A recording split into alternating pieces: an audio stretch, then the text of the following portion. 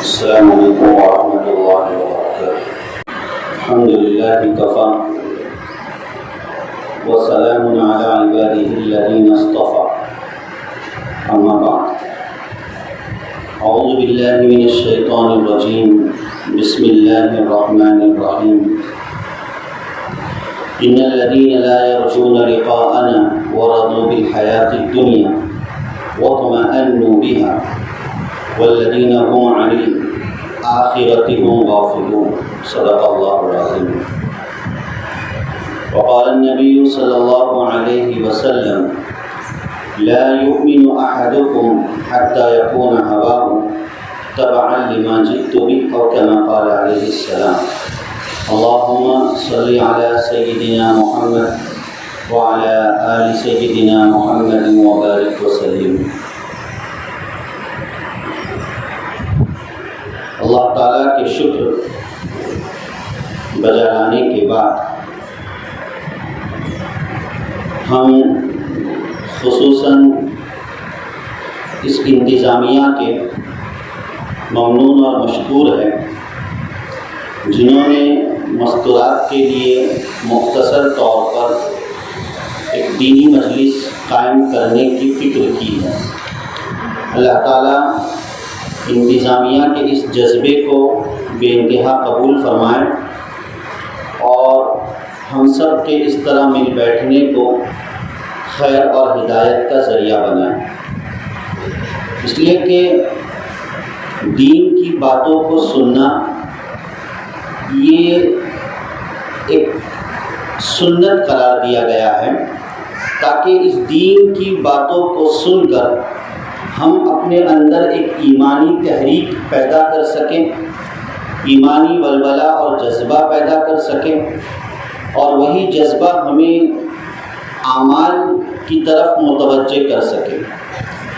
تو دین کی باتوں کا سننا یہ اللہ ہی کی طرف سے ایک توفیق ہے جو اللہ تعالیٰ اپنے بعض بندوں کو عطا فرماتے ہیں، وگرنہ جہنم میں جب جہنمی کو داخل کیا جائے گا تو اس موقع پر جہنمی جس بات کا افسوس کریں گے تو ان کے افسوسیہ کلمات کا قرآن کریم نے تذکرہ فرمایا ہے کہ جہنمی یہ کہیں گے: وَقَالُوا لَوْ كُنَّا نَسْمَعُ أَوْ نَعْقِلُ مَا كُنَّا فِي أَصْحَابِ السَّعِيرِ، کہ جہنمی یہ کہیں گے کہ کاش کہ ہم دین کی باتوں کو سنتے، ہم دین کی مجلسوں میں بیٹھتے، اللہ رسول کی باتوں کو سنتے اور ان مجلسوں کو اہمیت دیتے اور اسے سمجھتے، تو ما كنا فی اصحاب السعیر، تو ہم آج جہنمی نہیں بنتے۔ تو یہ دینی مجلسوں کو اختیار کرنا یقیناً ایک ایمانی تقاضا ہے، ایک ایمانی حصہ ہے۔ المختصر، اللہ تعالیٰ نے جو زندگی ہمیں عطا فرمائی ہے، ہم سب جانتے ہیں کہ یہ محدود 60-70 سالہ جو زندگی ہے بہت ہی محدود اور لمیٹڈ زندگی ہے۔ اب کوئی 60 سال تک پہنچتا بھی ہے اور کوئی نہیں بھی پہنچتا ہے، کوئی بچپن ہی میں انتقال کر جاتا ہے، کوئی جوانی میں ہی انتقال کر جاتا ہے، اور کسی کو بڑھاپا بھی نصیب ہو جاتا ہے۔ تو بہرحال اس زندگی کا ایک اپنا ٹارگیٹ ہے، اس زندگی کا ایک اپنا مقصد ہے، جس مقصد کو قرآن کریم نے واضح طور پر ذکر فرمایا کہ ہم نے تمہیں دنیا میں کیوں بھیجا، ہم نے تمہیں کیوں پیدا فرمایا۔ ظاہر ہے کہ ہمارے دنیا میں آنے کا ایک خاص مقصد ہے، اور وہ مقصد کیا ہے؟ لِيَعْبُدُونَ، تاکہ ہم اللہ کی عبادت کریں، تاکہ ہم اللہ کو پہچاننے والے بنیں۔ جس اللہ نے اتنی بڑی دنیا بنائی ہے، زمین و آسمان کو بنایا ہے، جو سارے جہاں کا خالق اور مالک ہے، اس کی ربوبیت کا، اس کی الوہیت کا ہم اقرار کرنے والے بنیں، اور اس کے سامنے جھکنے والے بنے، اس کی بندگی کرنے والے بنے۔ یہی در حقیقت زندگی کا مقصد ہے۔ لیکن شیطان جو انسان پر مکمل طور پر حاوی ہے، اور مکمل طور پر انسان پر مسلط ہے، جس شیطان نے اللہ سے چیلنج کیا ہے کہ میں تیرے بندوں کو گمراہ کروں گا، میں تیرے بندوں کو سیدھے راستے سے بھٹکاؤں گا اور میں تیرے بندوں کو غفلت میں ڈالوں گا۔ ظاہر ہے کہ آج ہماری زندگی غفلت میں گزر رہی ہے اس شیطان کی وجہ سے، غفلت والی زندگی، جبکہ یہ غفلت کی زندگی ایک بہت بڑے خسارے کی زندگی ہے اور ایک بہت بڑے نقصان کی زندگی ہے غفلت والی۔ دنیاوی اعتبار سے بھی جو ہم زندگی گزارتے ہیں تو دنیا کی چیزوں میں بھی نفع نقصان کو سمجھنے اور اس کو محسوس کرنے کے لیے ضروری ہے کہ ہم ایکٹیو رہیں، ہم غفلت والی زندگی نہ گزاریں۔ مثال کے طور پر کوئی ڈرائیور گاڑی چلا رہا ہے تو ظاہر ہے کہ اگر وہ غفلت کے ساتھ گاڑی چلائے اور بغیر دھیان اور توجہ کے ساتھ گاڑی چلائے، بغیر توجہ کے، تو اس غفلت کا کیا نتیجہ نکلے گا ہم سب اچھے طریقے سے جانتے ہیں کہ نہیں، بہت ہی ایکٹیو رہنا چاہیے۔ ڈرائیور گاڑی چلاتے وقت بہت ہی محتاط رہتا ہے اور محتاط انداز سے گاڑی چلاتا ہے کہ ذرا برابر بھی چوک اور غلطی خود اس کو بھی موت کے گھاٹ اتار سکتی ہے اور اس کے ساتھ گاڑی میں بیٹھے ہوئے پیسنجر کو بھی موت کے گھاٹ اتار سکتی ہے۔ تو گاڑی چلانے میں غفلت انسان کو نقصان پہنچا سکتی ہے۔ ہم گھر میں چولہا جلاتے ہیں، آگ جلاتے ہیں کھانا پکانے کی خاطر، لیکن ہم اس آگ کو ڈسپلن کے ساتھ اور اصول اور ضوابط کے ساتھ اس آگ کو ہم جلاتے ہیں اور اپنی ضروریات کو پورا کرتے ہیں، لیکن خدا نہ خواستہ اس آگ کے جلانے میں اگر ہماری طرف سے تھوڑی بھی اگر غفلت ہو جائے تو یہی غفلت ہمیں بہت بڑے نقصان تک پہنچا سکتی ہے۔ تو جس طریقے سے دنیا کی زندگی میں اور دنیا کی چیزوں میں انسان اگر غفلت میں پڑ جاوے تو دنیا ہی میں در حقیقت اس غفلت کا نتیجہ وہ بھگتتا ہے، اس غفلت کا وہ نقصان بھگتتا ہے۔ ٹھیک اسی طریقے سے ایک انسان آخرت کے اعتبار سے غفلت میں پڑ جاوے، اسے آخرت کا نہ کوئی شوق ہو، نہ ذوق ہو، نہ جذبہ ہو، وہ بس اپنی منمانی زندگی گزارے، من چاہی زندگی گزارے، تو در حقیقت اس کی یہ زندگی ایک غفلت والی زندگی ہے۔ جب یہ اس زندگی کے گزارنے میں غفلت اختیار کر رہا ہے تو اس غفلت کا نتیجہ کل قیامت میں اور آخرت میں وہ بھگتے گا۔ اللہ ہم سب کی حفاظت فرمائے۔ اگر ہم نے اپنی زندگی کو اللہ کے ڈر اور خوف سے دور رکھا، اگر ہم نے اپنی زندگی کو اللہ اور اس کے رسول کی محبت سے دور رکھا صلی اللہ علیہ وسلم، تو یقیناً یہ ہماری بہت بڑی غفلت ہے، جس غفلت کا نقصان ہم آخرت میں دیکھیں۔ اسی لیے اللہ تعالیٰ نے قرآن کریم میں اس غفلت سے بار بار نکلنے کی ترغیب دی ہے، اس غفلت کی مذمت قرآن کریم نے بار بار جگہوں پر کی ہے۔ جسے اللہ تعالیٰ نے 17ویں پارے کی پہلی آیت میں ذکر فرمایا، بسم اللہ الرحمن الرحیم، اقترب للناس حسابهم وهم فی غفلۃ معرضون، کہ اللہ تعالیٰ کہہ رہے اس آیت میں کہ لوگوں کا حساب کا وقت قریب آ چکا ہے۔ لوگوں کے حساب کا وقت کیا ہے؟ قریب آ چکا ہے، یعنی قیامت بالکل قریب آ چکی ہے۔ یہ آیت اس وقت نازل ہو رہی ہے جس وقت اللہ کے رسول صلی اللہ علیہ وسلم دنیا میں موجود ہے، آپ پر وحی اتر رہی ہے، آپ پر قرآن کا حصہ اتر رہا ہے، اور وہ قرآن یہ بتلا رہا ہے کہ قیامت بالکل قریب ہے۔ قیامت کیا ہے؟ بالکل قریب ہے۔ تو سوچنے کی بات ہے کہ اتنا زمانہ نبی صلی اللہ علیہ وسلم سے جو دوری کا ہو چکا ہے، تو اب یہ آج کا دور قیامت سے کتنا قریب ہو چکا ہوگا، جبکہ قیامت کی وہ چھوٹی چھوٹی نشانیاں جس کو اللہ کے رسول صلی اللہ علیہ وسلم نے ذکر فرمایا ہے، وہ ساری نشانیاں غالب آ چکی ہیں اور ثابت ہو چکی ہے۔ بس ایسے حالات چل رہے ہیں، ایسا منظر ہمارے سامنے ہے کہ حدیث کی روشنی میں جو جو پیشن گوئیاں نبی کریم صلی اللہ علیہ وسلم نے دی ہے وہ لفظ بلفظ، دانہ بدانہ، حرف بحرف ظاہر ہوتی چلی جا رہی ہے۔ گویا دنیا بالکل قیامت کے منہ تک پہنچ چکی ہے۔ اقترب للناس حسابهم، لیکن اللہ آگے ذکر فرما رہے وَهُمْ فِي غَفْلَةٍ، درا حال ہے کہ لوگ بڑی غفلت میں پڑے ہوئے ہیں۔ خدا نہ خواستہ اگر کسی کو یہ بتلایا جائے کہ بھائی فلانی جگہ پر نقصان ہونے والا ہے، اللہ نہ کرے تیز ہوا آنے والی ہے، سیلاب آنے والا ہے اور لوگوں کو نقصان پہنچنے والا ہے، تو لوگ غفلت کی زندگی نہیں گزاریں گے، لوگ اپنے بچاؤ کی تدبیر اختیار کریں گے کہ بھائی کس طریقے سے میں اپنے جان اور مال کی حفاظت کروں۔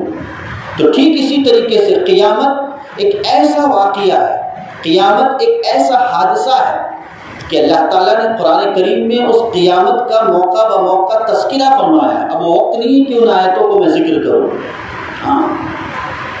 اور ظاہر بات ہے کہ ہر انسان کی موت خود اس کی اپنی قیامت ہے۔ انسان مر جائے تو اس کا مرنا ہی در حقیقت قیامت کے میدان میں قدم رکھنا ہے۔ تو قیامت اتنی قریب ہے لیکن پھر بھی لوگ وَهُمْ فِي غَفْلَةٍ مُعْرِضُونَ، اپنی غفلت کی زندگی گزار رہے ہیں۔ ایک دوسری جگہ پر اللہ نے ذکر فرمایا ان الذین لا یرجون لقاءنا، وہ لوگ جو ہم سے ملاقات اور ملنے کی تمنا نہیں رکھتے۔ کون ہے بھائی ایمان والا جو اللہ سے ملنے کی تمنا نہ رکھتا ہو؟ ہر ایک کے دل میں یہ تمنا ہے کہ میں میرے رب سے ملاقات کروں، میں میرے رب کا دیدار کروں، یہ سب کی تمنا ہوتی ہے۔ لیکن دنیا کے سامان نے ہمیں اس تمنا، ہمارے دل سے یہ تمنا بھی دنیا کی چیزوں نے نکال دیا ہے۔ ان الذین لا یرجون لقاءنا ورضوا بالحیاۃ الدنیا، اور اپنی دنیا کی زندگی سے وہ خوش و خرم ہے، واطمئنوا بہا، اس میں مطمئن ہے کہ میرے پاس گاڑی آ جائے، بنگلہ آ جائے، جگہ آ جائے، زمین آ جائے، جائیداد آ جائے اور میں بالکل ایک ہائی فائی زندگی گزاروں، میں ایک لگژری زندگی گزاروں۔ دنیا میں بس یہی سوچتے سوچتے ہماری زندگی ختم ہو رہی ہے۔ قرآن کریم بتلا رہا ہے واطمئنوا بہا والذین هم عن الآخرۃ هم غافلون، اور یہ لوگ وہی لوگ ہیں جو آخرت سے غفلت میں پڑے ہوئے ہیں۔ آخرت سے کیا ہے؟ غفلت میں پڑے ہوئے۔ اسی غفلت کا نقصان یہ ہوگا کہ اولئک مأواہم جہنم، اللہ نے آگے ذکر فرمایا کہ ایسے غفلت والی زندگی گزارنے والوں کے لیے جہنم ٹھکانا ہے۔ غفلت کی زندگی گزارنے والوں کے لیے کیا ہے؟ جہنم کا ٹھکانہ۔ الہاکم التکاثر حتی زرتم المقابر، اللہ نے کیا عجیب تعبیر اختیار فرمائی ہے قرآن کریم میں۔ الہاکم التکاثر، مال زیادہ، مال زیادہ، مال کی کثرت نے لوگوں کو ہلاک کر دیا۔ اور ہم دیکھتے ہیں، اپنے گھر کا جائزہ لے، اپنے معاشرے کا جائزہ لے، اپنی سوسائٹی کا جائزہ لے، ہر ایک پر یہی دھن سوار ہے کہ میری دنیا کیسی بن جائے، کیسی میری دنیا بن جائے۔ لیکن ظاہر ہے کہ بہت کم وہ لوگ ہوتے ہیں جو ملی ہوئی دنیا پر راضی برضا رہ کر آخرت کے متمنی بن جائے، آخرت کا شوق اور ذوق اپنے دل میں پیدا کرے۔ الہاکم التکاثر کہ مال کی کثرت نے انسان کو ہلاکت میں ڈال دیا ہے۔ حتی زرتم المقابر، یہاں تک کہ مال کو کماتے کماتے کب قبر کے گڑھے تک پہنچ جائے کچھ کہا نہیں جا سکتا، کچھ کہا نہیں جا سکتا۔ تو یہ غفلت کی زندگی نے قرآن کریم نے بتلایا کہ اس زندگی سے اپنے آپ کو باہر نکالو۔ یہ بہت ہی خطرناک زندگی ہوتی ہے۔ جیسے ایک ڈرائیور ڈرائیونگ کرتے وقت سو جائے تو اس کا سونا موت کو دعوت دیتا ہے، اس کی زندگی کو ختم کرتا ہے۔ اسی طریقے سے اللہ اور رسول کو چھوڑ کر، بھول کر اگر ہم نے غفلت کی زندگی گزاری تو آخرت کی زندگی ہماری ٹھپ، آخرت کی زندگی ہماری نقصان دہ۔ لہٰذا اس غفلت سے نکلنا اور اس دنیا کی زندگی میں رہتے ہوئے اپنے ماحول اور اپنی مشغولیات میں بیزی رہتے ہوئے ہم اپنے آپ کو ایسا مینیج کریں، ہم اپنے آپ کو ایسا سیٹ کریں کہ ہم اپنی پوری زندگی میں صبح سے شام تک اور رات کے سونے تک رب چاہی زندگی گزارنے والے بنیں۔ یہ دنیا من چاہی زندگی گزارنے کے لیے اللہ نے نہیں بھیجا ہے۔ من چاہی زندگی تو آخرت کی ہے، بھائی ہے کہ نہیں؟ دو زندگی ہے، ایک دنیا کی زندگی اور ایک آخرت کی زندگی۔ اللہ تعالیٰ نے دنیا کی زندگی کو رب چاہی زندگی بنایا ہے کہ اللہ چاہتے ہیں ویسی زندگی گزارو۔ دنیا کی زندگی ہم اپنے من سے نہیں گزار سکتے، بلکہ اللہ جیسے چاہے اس مطابق ہم اپنی زندگی کو گزاریں۔ اور جب ہم نے رب چاہی زندگی کو کے مطابق اپنی زندگی کو گزارا تو آخرت کی زندگی جو من چاہی زندگی ہے اس میں اللہ کی چاہت کو نہیں دیکھا جائے گا۔ اللہ نے خود قرآن میں ذکر فرمایا وَلَكُمْ فِيهَا مَا تَشْتَهِي أَنفُسُكُمْ۔ جنت کا نظارہ اور تذکرہ کرنے کے بعد اللہ کہتے ہیں کہ وَلَكُمْ فِيهَا مَا تَشْتَهِي أَنفُسُكُمْ، کہ جنت میں ایسا رہو جیسے تمہارا دل چاہے۔ تمہاری چاہت کی چیزوں کو اللہ تعالیٰ جنت میں سجا دیں گے، چاہت کی چیزوں۔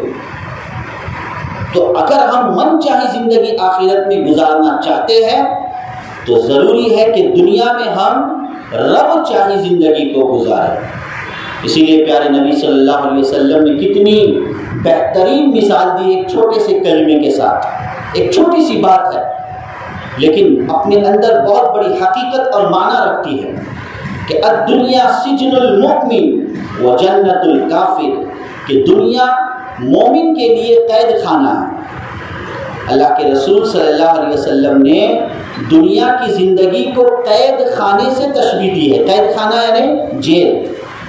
ظاہر ہے کہ انسان اگر جیل کی زندگی گزارتا ہے، قید میں اگر پڑ جاتا ہے تو وہ قیدی اپنی من چاہی زندگی نہیں گزارتا، بلکہ جیل کے ڈسپلین، اصول، قواعد، قوانین کا پاس رکھنا، اس کو فالو کرنا اس قیدی کے لیے ضروری ہو جاتا ہے۔ تو اسی طریقے سے ہم جو دنیا کی زندگی گزارے تو اس میں اللہ کے احکامات، اللہ کی چاہتوں کو ہم فالو کریں۔ جب یہ ہم اور ایک کافر جو زندگی گزارتا ہے، چونکہ وہ کافر اللہ کو نہیں مانتا، اللہ کا اقرار نہیں کرتا، اس وجہ سے اس کے لیے اس کی دنیا جنت والی بن جاتی ہے، یعنی من چاہی زندگی گزارتا ہے، لیکن پھر آخرت میں وہ خسارہ اٹھانے والا ہوگا۔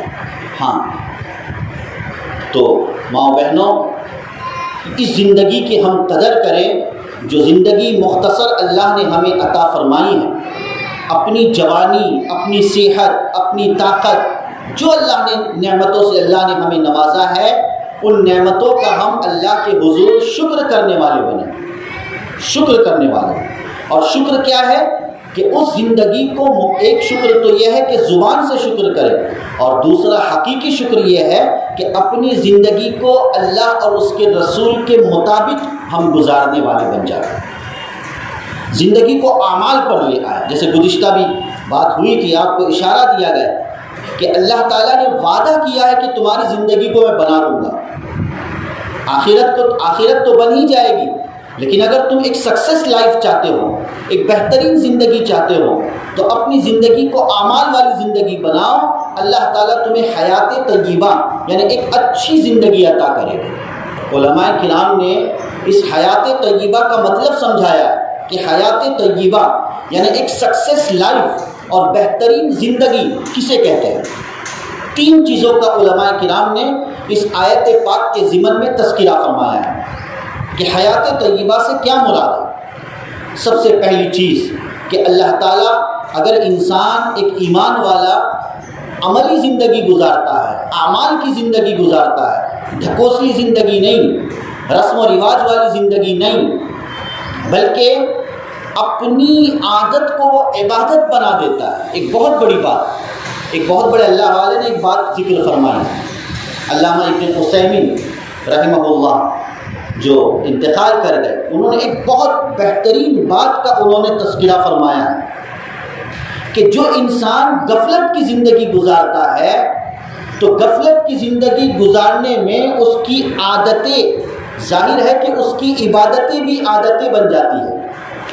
غفلت کی زندگی گزارنے والے انسان کی عبادت بھی کیا بن جاتی ہے؟ عادت بن جاتی ہے۔ آج ہمارا یہی حال ہے ہے کہ نہیں؟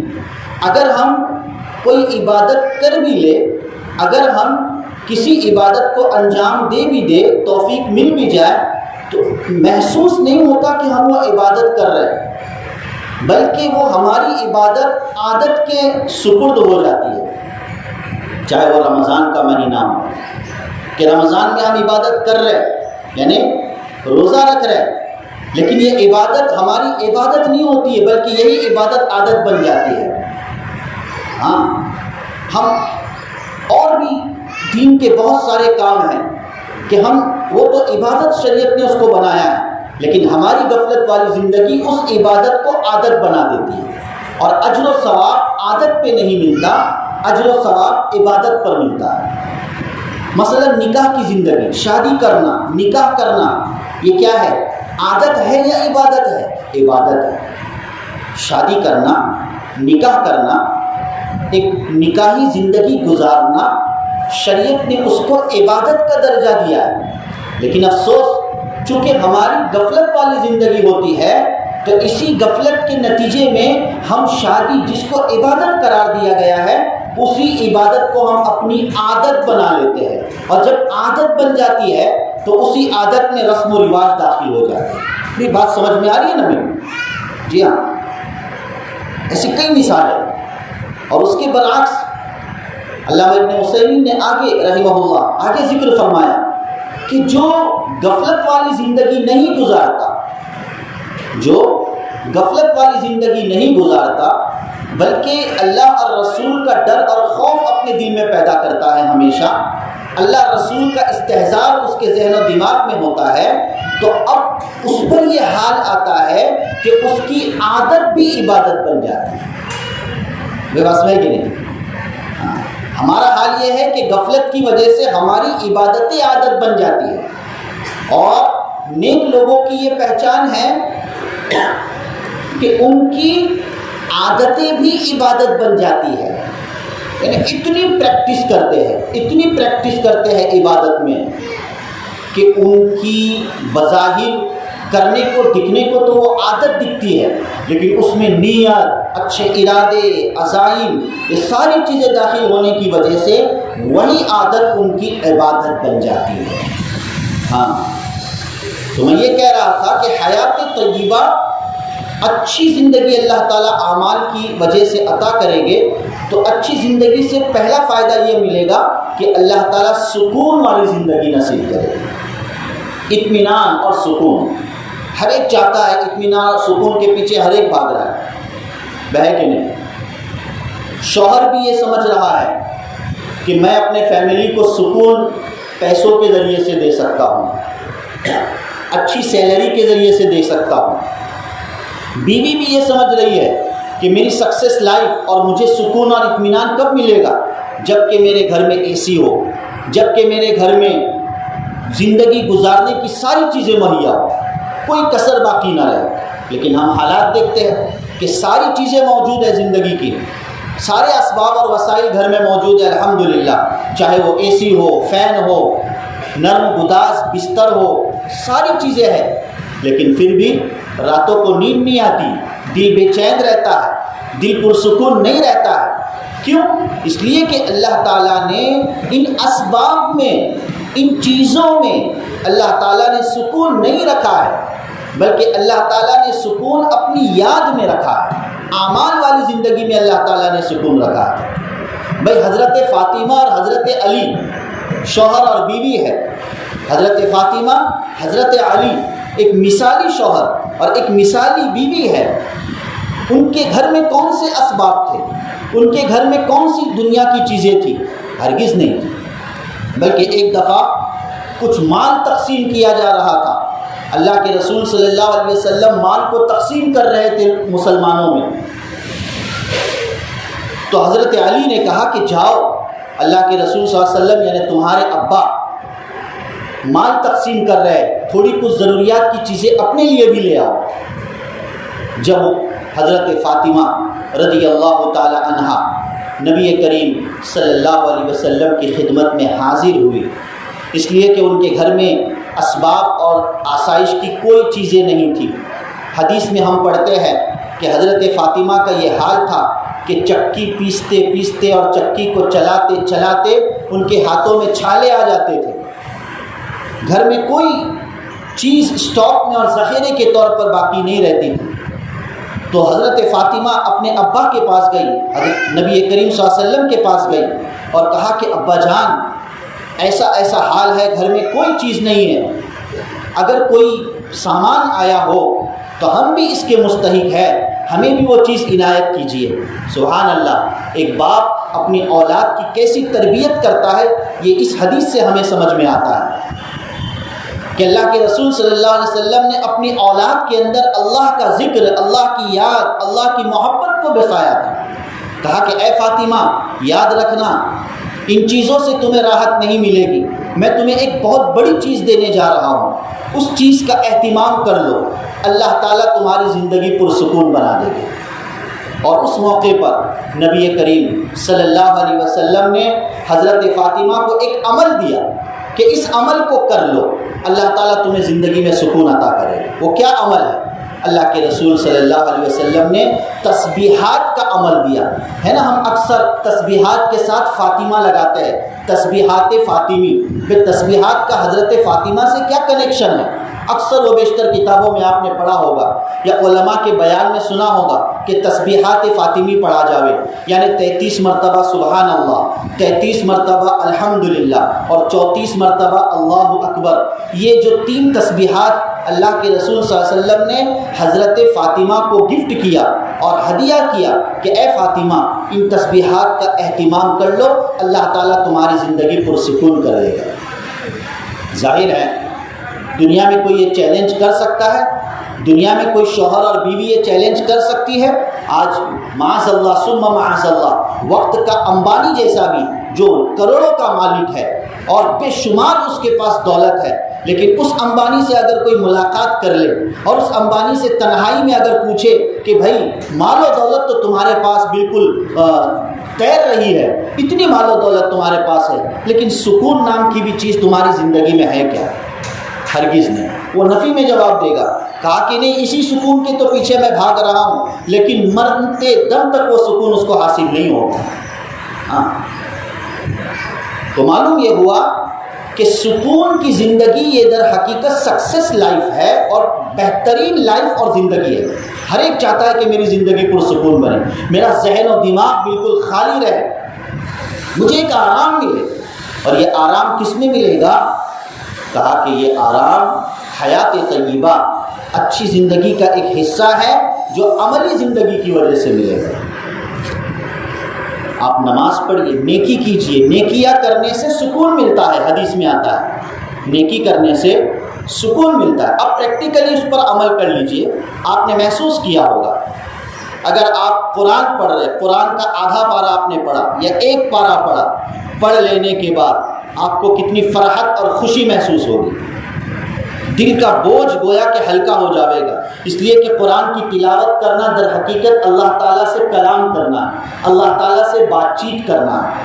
آپ نماز پڑھیے، نماز پڑھنے کے بعد آپ اپنے دل کی کیفیت کا جائزہ لیجئے کہ آپ کو کتنا سکون ملے گا۔ اللہ اکبر۔ ہاں ہزاروں کے بستر سے اور ہزاروں کی اے سی سے وہ سکون نصیب نہیں ہوا جو 2 رکعت نماز پڑھ کے سکون نصیب ہوا، اس لیے کہ اس سکون کا وعدہ میرے رب نے کیا اور میرے رب کا کلام جھوٹا نہیں ہو سکتا۔ ہماری زبانیں جھوٹی ہو سکتی ہے، ہم جھوٹے ہو سکتے ہیں، لیکن اللہ کا کوئی چھوٹا کلام بھی جھوٹا نہیں ہو سکتا۔ اللہ نے قرآن میں ذکر فرمایا کہ سکون کہاں ملتا ہے؟ الا بذکر اللہ تطمئن القلوب، کہ سنو اللہ کی یاد سے، اللہ کو یاد کرنے سے تمہارے دلوں میں سکون مل جائے گا۔ تو حیات طیبہ کا پہلا مرحلہ کہ اللہ تعالیٰ ایک سکسیس لائف اس وقت عطا کرتے ہیں جب اس سکسیس لائف کا مطلب یہ ہوتا ہے کہ اس کی زندگی میں سکون آ جاتا ہے۔ دوسرے نمبر پر علماء کرام نے حیات طیبہ کی وضاحت کرتے ہوئے فرمایا کہ اس کی زندگی برکت والی زندگی بن جاتی ہے۔ سبحان اللہ۔ زندگی کیسی بن جاتی ہے بھائی؟ برکت والی زندگی بن جاتی ہے۔ آج ہمارا حال ہے کہ ہم برکت کا مطلب نہیں سمجھتے۔ آج ہم دعاؤں کے لیے کہتے ہیں کہ بھائی فلانے کو کہ بھائی مولانا دعا کیجئے اللہ تعالیٰ برکت دے میرے مال میں۔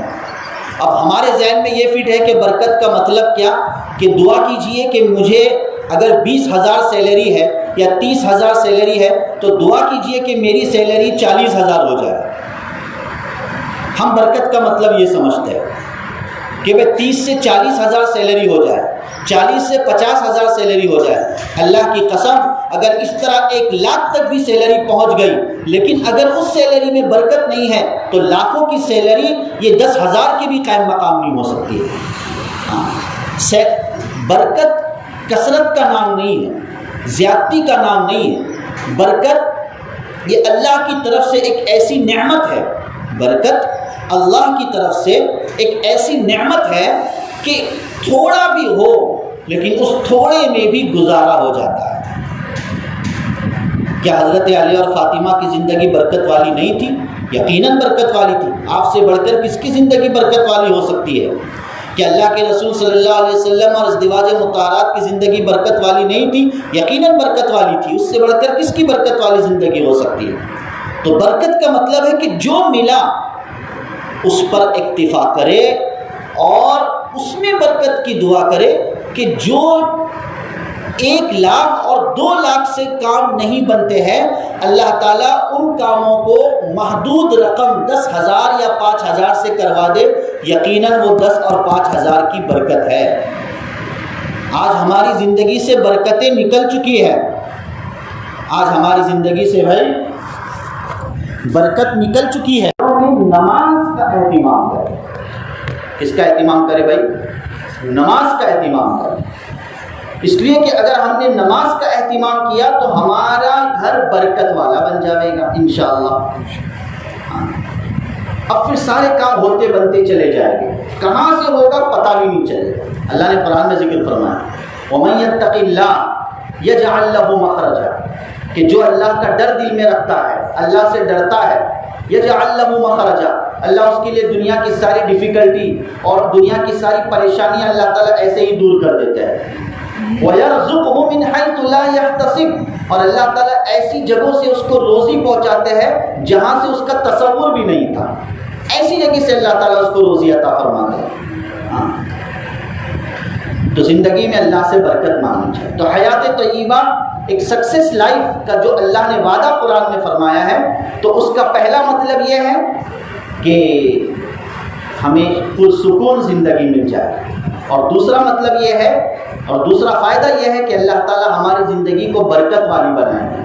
اور تیسرا فائدہ یہ ہے، علماء کرام نے بیان فرمایا کہ جب عمل کی زندگی ہوتی ہے تو اس عمل کی زندگی کا تیسرا فائدہ یہ ہے کہ اللہ تعالیٰ ہماری دعاؤں کو قبول فرمائے گا۔ آج ہم دعائیں تو بہت مانگتے ہیں، بہت دعا کرتے ہیں، کرنے کو کر لیتے ہیں، لیکن ہماری دعائیں قبول نہیں ہوتی۔ کبھی ہم ان وجوہات پر غور کریں کہ ہماری دعائیں قبول کیوں نہیں ہوتی ہے۔ ایک زمانہ وہ تھا کہ اس زمانے میں صرف پاکیزہ عورت کا حوالہ اور وسیلہ دیا جاتا، پاکیزہ عورت کا نام لیا جاتا، حوالہ دیا جاتا، تو اس پاکیزہ عورت کے توسط سے اللہ تعالیٰ بارش کو برساتے تھے۔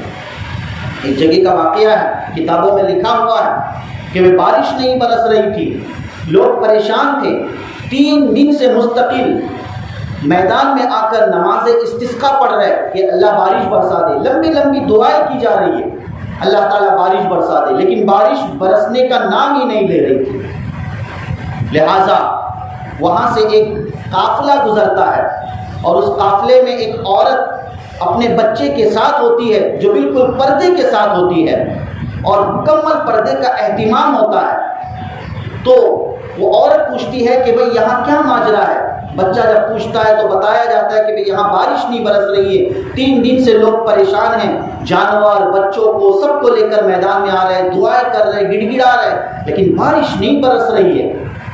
لہٰذا وہ عورت کہتی ہے، وہ عورت اپنے پلو کا ایک ٹکڑا کاٹ دیتی ہے، اور کاٹ کر یعنی اپنے کپڑے کا ایک حصہ کاٹ کر اپنے بچے کے حوالے کرتی ہے، اور کہتی ہے کہ جو دعا کرنے والے ہیں ان کو کہو کہ اس پلو کے ٹکڑے کو، کپڑے کے ٹکڑے کو ہاتھ میں رکھ کر اللہ سے دعا کریں۔ چنانچہ ویسے ہی کیا گیا۔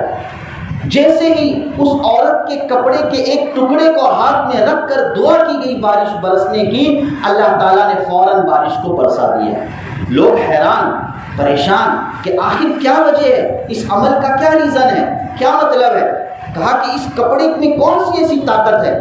تو اس عورت نے اپنے بیٹے سے یہ کہلوایا کہ آج میرا راز فاش ہو گیا کہ میں انتہائی باپردہ عورت ہوں، میں کبھی کسی اجنبی مرد کے سامنے میں نہیں آئی ہوں۔ میں نے اللہ سے دعا کی کہ یا اللہ میری اس پاک دامنی کا میں تجھے واسطہ دیتی ہوں، میری اس پاک دامنی کا تجھے میں حوالہ دیتی ہوں کہ یا اللہ تو بارش کو برسا دے۔ سبحان اللہ۔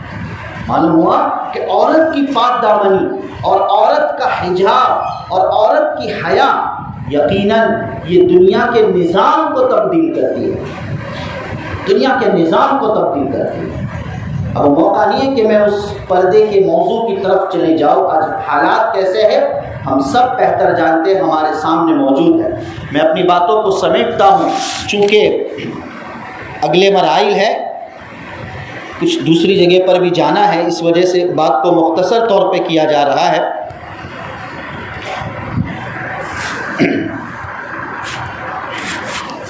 جی کہ آج ہم اپنی اور اپنے نسلوں کو ایمان اور اعمال پر کھڑا کریں مائیں بہنیں۔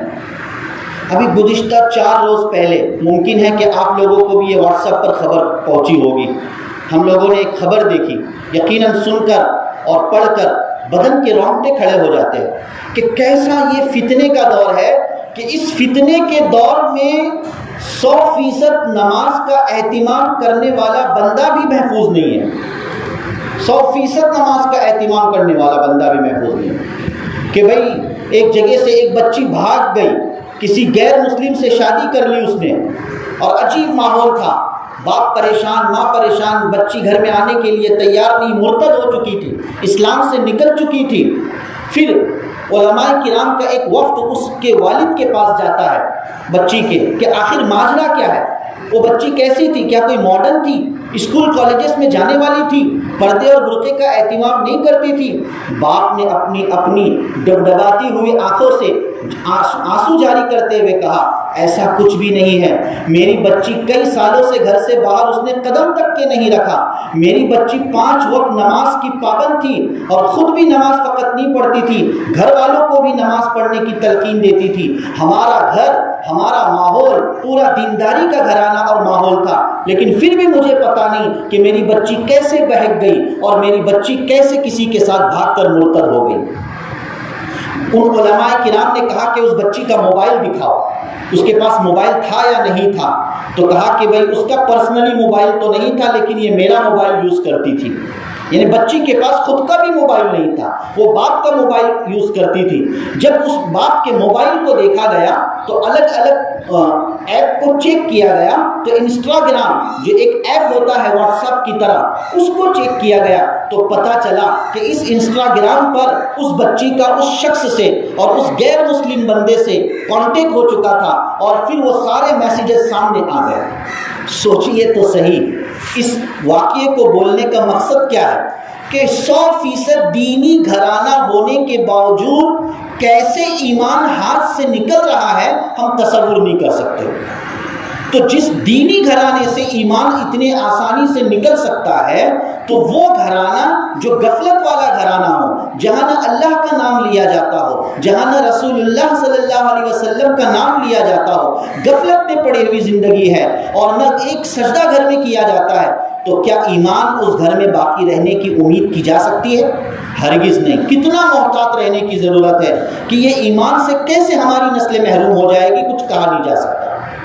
اس لیے اعمال پر باقی رہے، اپنے گھر میں نمازوں کی پابندی کرے، اپنے گھر میں تعلیم کو زندہ کرے۔ اس سے پہلے بھی میں نے کہا تھا یہ آپسی مذاکرہ ہے، اس کو بیان کی حد تک نہ لیجئے کہ چلو بیان ہم نے سنا اب بس کافی ہے، نہیں، بلکہ ہم ایک عملی ایک وعدہ کریں کہ ہم اپنے گھر کو جنت کا نمونہ بنانے کی فکر اور کوشش کریں گے انشاءاللہ۔ اپنے گھر میں نماز کا اہتمام کریں گے، 15 سے 20 منٹ کم از کم ہم اپنے گھر میں تعلیم کریں گے۔ اس تعلیم کی وجہ، یہ تعلیم در حقیقت شیطان پر کوڑا ہے۔ جو ہم تعلیم کریں گے، جتنی دفعہ ہمارے گھر میں اللہ رسول کا نام لیا جائے گا، یاد رکھیے گا شیطان ہمارے گھر سے بھاگ جائے گا انشاءاللہ۔ تو یہ چند باتیں تھیں، اللہ تعالیٰ ہمیں ان باتوں کو سمجھنے کی توفیق نصیب فرمائے، اس پر عمل کرنے کی توفیق نصیب فرمائے۔ اللہ پاک ہمیں غفلت کی زندگی سے نکال کر اپنی رب چاہی زندگی میں اللہ تعالیٰ ہم تمام کو داخل کریں، اس لیے کہ اسی میں ہمارے لیے 100% کامیابی ہے۔ اللہ پاک کہنے سننے سے زیادہ عمل کی توفیق نصیب فرمائے، آمین یا رب العالمین۔ وآخر دعوانا الحمدللہ رب العالمین۔